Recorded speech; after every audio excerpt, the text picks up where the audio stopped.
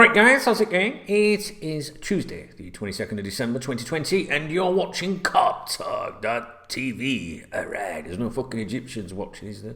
Hey, how you doing? You alright? So listen, I've just recorded the KopTalk podcast, which is available on Spotify, Deezer, TuneIn, Apple Podcasts, Google Podcasts, wherever. I do loads of episodes during the week if that's your thing, and one of the things that we were talking about there was Mo Salah, obviously. And that's what I'm going to talk about in this video, amongst other things, I think. And I was thinking about things, like we addressed some things yesterday. We had some discussion. We did a video yesterday on Mo Salah. We discussed it on the podcast.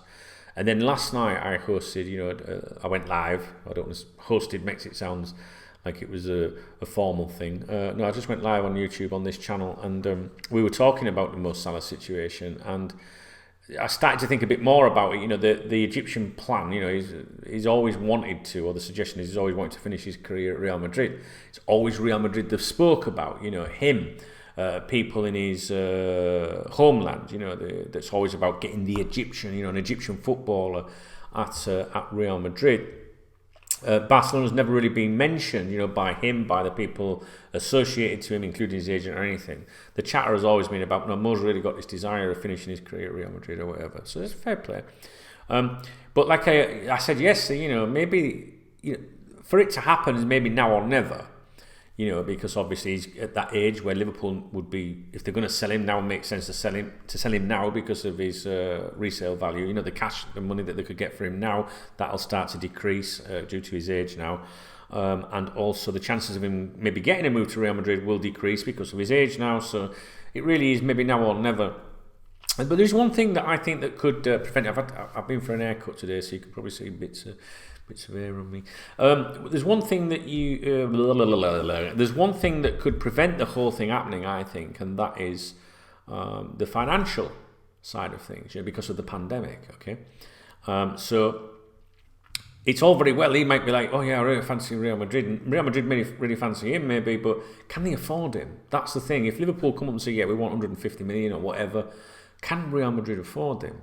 And the suggestion is that they want Mbappe, so they wouldn't be able to afford both if they can afford even one of them.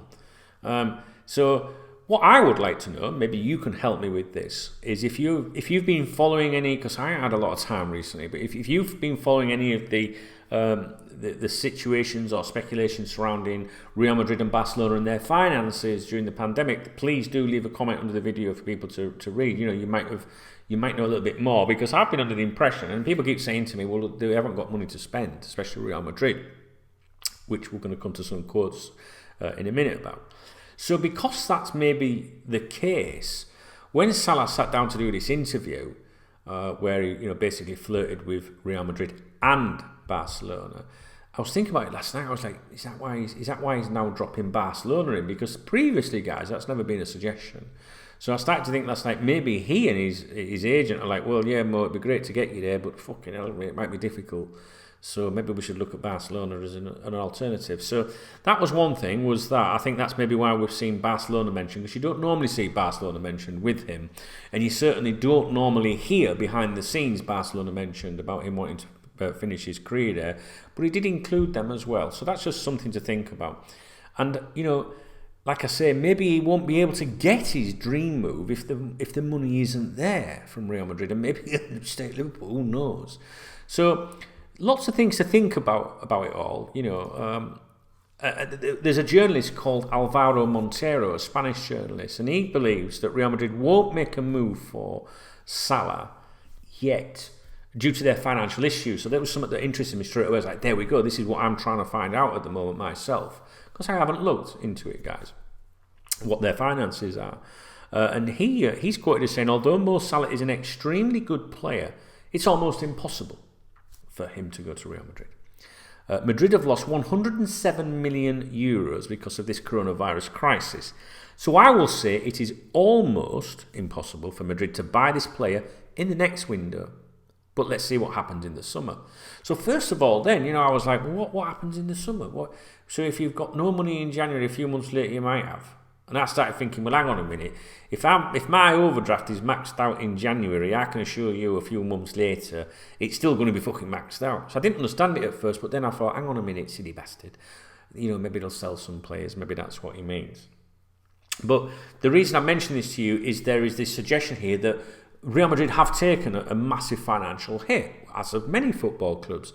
So again, I'm asking you guys, have you seen anything of this? What is your opinions with this? Do you think, could the coronavirus end up preventing him going there and getting his so-called dream move? Would he end up extending at Liverpool? Who knows?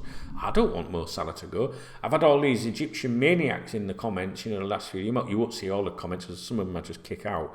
But, telling me that I don't love Mo Salah. What the fuck are you on about? It's not me that's making these claims. These are just things that people are saying, in the media and things like that. We just discuss them, we address them. And we try and have a laugh as well. Try it sometimes. We try and have a laugh, try and have a bit of banter, you know what I'm saying? Now, staying with Mo Salah, Gary Neville, of all people, he said last night on the Sky Sports Monday Night Football show, he said, I thought Salah would always leave Liverpool. I said it a couple of years ago, but it was perhaps a bit premature. But I just always had the feeling that he would want to go and explore the feeling of playing in a different country, that he would have the aspirations to do so. So it doesn't surprise me.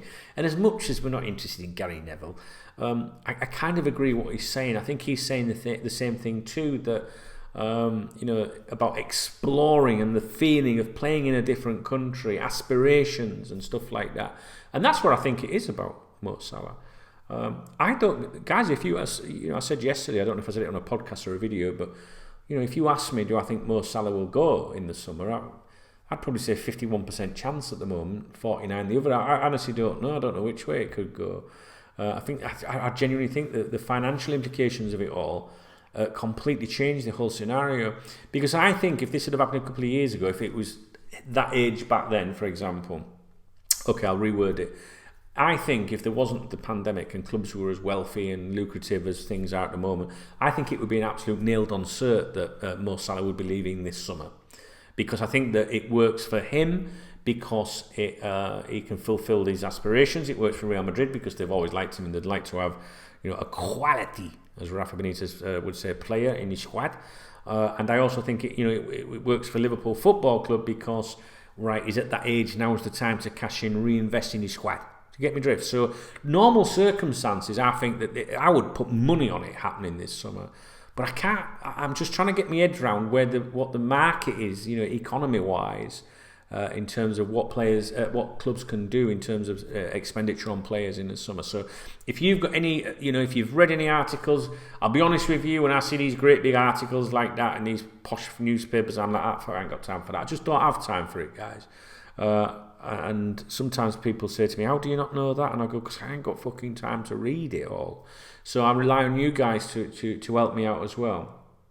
The other thing that I was going to touch on today was this Jack Grealish link. This was in the Mirror newspaper. Apparently Liverpool have joined Man City and Man United in the race for the England international. I don't believe that at all. I can think of at least 2 occasions when Jack Grealish was offered to Liverpool Football Club, and on both occasions it was a definite 9, not happening. And I can't remember the valuations, and I've just said this on the podcast, so I'm just going to pluck these 2 figures out of thin air, right? Let's say the first time they offered him to us for 18 million a few years ago. Then recently, and he was offered it to us for, say, 40 million or 50 million. What was said to me at the time was, Dunk, when he was offered to us for 18, we didn't want to know. So we're not going to pay 40 or 50 now. And I think that's the same kind of attitude or whatever you're going to get. Weird situation with him, I like him as a player. I like to watch him, and I always wanted to see him step up. I want to see him step up. I wanted to see him go to another club in the summer. I really did. Maybe a Newcastle or something like that. I think the current Manchester United side, I think he'd be ideal for their squad. But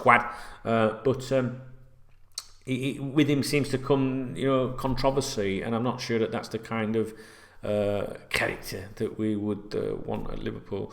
But regardless of that, the feedback last time that he was mentioned to us, or well, not even mentioned, offered to us, was he's been offered to us twice now, and on both occasions Liverpool were not interested. Maybe that was a personnel thing. Well, we've not got room for him, we don't need him. But the suggestion was, well, we could have had him for a fraction of the price, and we didn't. So why would we now pay 3 times as much? So maybe that is one to write off, I think, guys. Okay, so that is all I'm going to discuss with you today. Hope you're okay. We are having a little party on here on Saturday night. If you want to come along, bit of music, bit of fucking madness. Saturday night, 7 o'clock UK. Okay, that's this Saturday, 7 p.m. UK time. Also, New Year's Eve, we'll be having the same sort of thing, 7 p.m. UK. If you want to come along for a natter. Now, when you don't need to, I'm not going to talk about Liverpool anymore, so if you're not interested, you can leave now. All right, adios. If you want to listen, participate or whatever on Saturday and New Year's Eve, just read the video description underneath the video, because you'll see us all live on screen, because we rebroadcast the Zoom onto there. But you won't be able to hear us because YouTube don't allow us to play music. So you have to click on a Zoom link, which opens up the Zoom chat. You don't have to register for Zoom, and you don't have to download Zoom. You can do it through your browser, okay? But if you're on a phone, you'll have to download the app.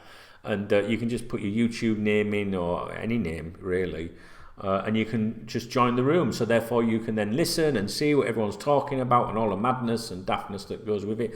Might be really shite if you haven't had a drink, because, when we start off, we're all very quiet, but then by fucking midnight, we're off our tits.